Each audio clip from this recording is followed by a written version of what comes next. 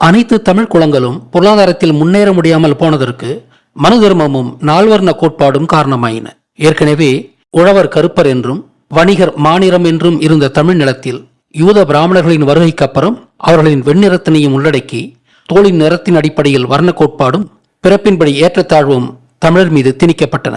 இங்கே வந்தேரி வெள்ளை பிராமணர் முதன்மை வர்ணமாகவும் ஆளவந்த தெலுங்கர்கள் சத்தியர்கள் எனும் இரண்டாம் வர்ணமாகவும் மாநிலம் கொண்ட தமிழ் வணிகர்கள் மூன்றாம் வர்ணமாகவும் கருத்து நிறம் கொண்ட கூலிகளாக்கப்பட்ட வேளாளர்கள் சூத்திரர் என்ற புதிய அடையாளத்தோடு நான்காம் வர்ணமாகவும் கற்பித்து அந்த படிநிலைப்படியே அவர்களின் சமூக அந்தஸ்தும் வரையறுக்கப்பட்டது.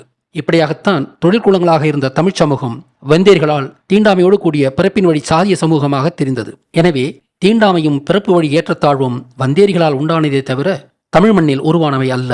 தமிழ் மண்ணில் பொருளாதாரத்தின் அடிப்படையில் ஏற்றத்தாழ்வுகள் இருந்திருக்கலாமே ஒழிய தீண்டாமையும் பிறப்பு வழி ஏற்றத்தாழ்வும் வந்தேரிகளால் திட்டமிட்டு உருவாக்கப்பட்டவையே.